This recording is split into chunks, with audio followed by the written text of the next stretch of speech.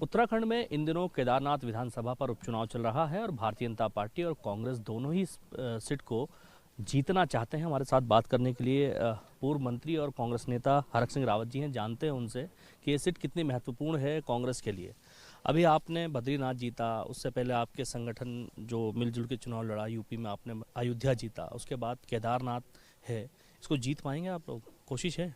देखिए, जिस तरह पांचों सीट हारने के बाद और बद्रीनाथ की सीट और मंगलौर सीट ने कांग्रेस को, उत्तराखंड कांग्रेस को, पूरे देश की कांग्रेस को एक संजीवनी दी थी, उत्साह बना, एक चर्चा हुई कि भाई सनातन धर्म की बात करने वाली भारतीय जनता पार्टी जनवरी में अयोध्या में राम मंदिर का लोकार्पण होता है और 3-4 महीने बाद उसी अयोध्या की धरती, उसी राम की धरती पर भाजपा चुनाव हार जाती है, सांसद का चुनाव हार जाती है। और उसी तरह भगवान विष्णु की धरती, जो देश का पूरा सनातन धर्म का सबसे बड़ा मंदिर है, विष्णु भगवान जी का मंदिर बद्रीनाथ, उसकी धरती से भारतीय जनता पार्टी बद्रीनाथ का चुनाव हार जाती है।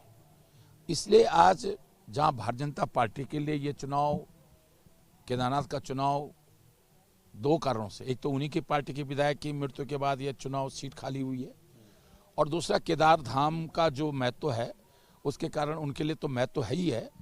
और हमारे लिए, कांग्रेस के लिए, जो बद्रीनाथ से मनोबल बढ़ा है कांग्रेस कार्यकर्ताओं का, और हरियाणा में थोड़ा सा हरियाणा के कारण कमज़ोर हुआ है, अगर केदारनाथ हम जीतते हैं तो फिर एक बार पूरे देश के अंदर संदेश जाएगा कि सनातन धर्म की बात करने वाली भारतीय जनता पार्टी, बाबा केदार की धरती से भी चुनाव वहाँ की जनता ने भी नकार दिया, बद्रीनाथ की जनता ने नकार दिया, अयोध्या की जनता ने भी नकार दिया। इसलिए हमारे लिए भी ये चुनाव बहुत महत्वपूर्ण है और उनके लिए तो है ही है।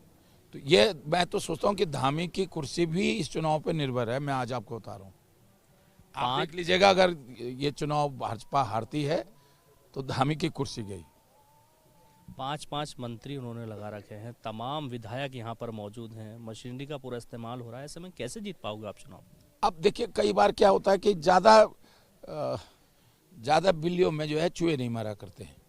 अब ये ज़्यादा ही, ये बिल्लियाँ वैसी हैं जो बिना, जिनके दांत भी नहीं हैं, जिन बिल्लियों पे वो कुछ भी नहीं है।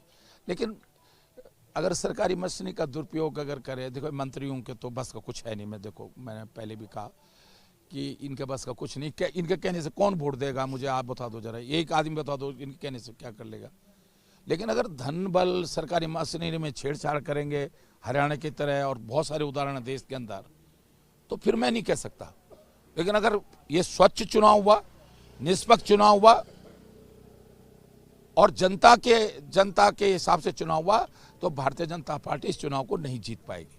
अच्छा हरक सिंह जी, इस पूरे क्षेत्र में मैंने जैसे लोगों से बात की, लोगों में एक चीज़ को लेकर के डर है कि यात्रा कुमाऊं चली जाएगी, जबकि मेरी बात भाजपा के तमाम बड़े नेताओं से हुई। उनका कहना था कि कांग्रेस केवल भ्रम फैलाने की कोशिश कर रही है लोगों में, ऐसा कुछ होने वाला नहीं है, यात्रा यहाँ से चलती थी और यहीं से चलेगी।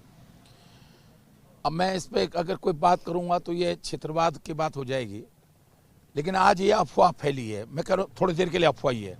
क्यों फैली भाई, क्यों फैली? एक कहावत है कि हर जगह जब जहां बादल होते हैं, ये जरूर नहीं कि वहां वर्षा हो ही हो, लेकिन बादल होते तो बरसात होती है ना। तो कहीं ना कहीं अगर जो है जहाँ ये जरूर नहीं कि धुआं जहाँ लगा हो, जहाँ आग लगी वहाँ धुआं हो, लेकिन कहीं ना कहीं कोई बात तो हुई है ना।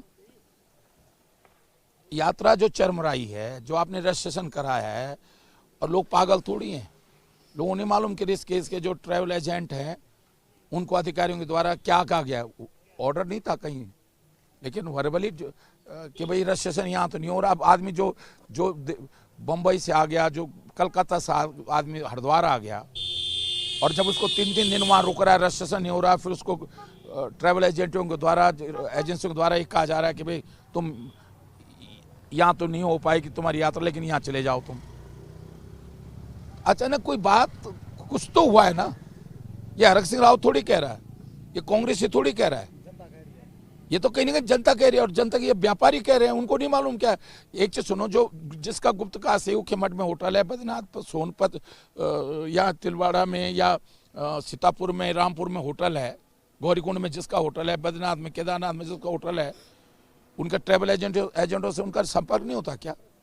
तो कहीं ना कहीं उन्होंने कहा कि भाई हमको डायरेक्शन है कि डाइवर्ट की जा रही यात्रा। आप मेरी उम्र भी 60 साल से ऊपर हो गई है, आज तक तो नहीं सुना मैंने।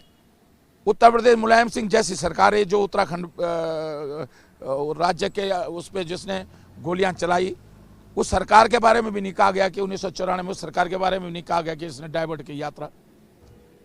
आज तक तो कभी नहीं हुआ कि बद्री केदार की यात्रा को कोई मथुरा डाइवर्ट कर दिया गया, या अयोध्या डाइवर्ट कर दिया, बनारस डाइवर्ट है, इलाहाबाद डाइवर्ट कर दिया गया, प्रयागराज डाइवर्ट कर दिया गया। आज ही क्यों ये चर्चा हो रही है भाई? तो इसलिए कि ये केवल अफवाह नहीं है, इस अफवाह में कुछ न कुछ सच्चाई है, और इसलिए ये लोग इस बात को कर रहे हैं।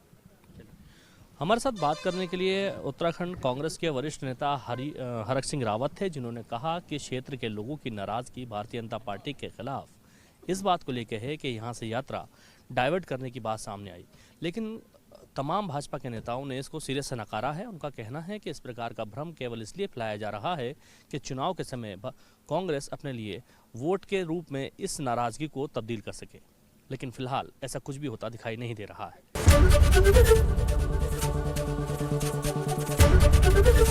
एबीपी गंगा, खबर आपकी, जुबान आपकी।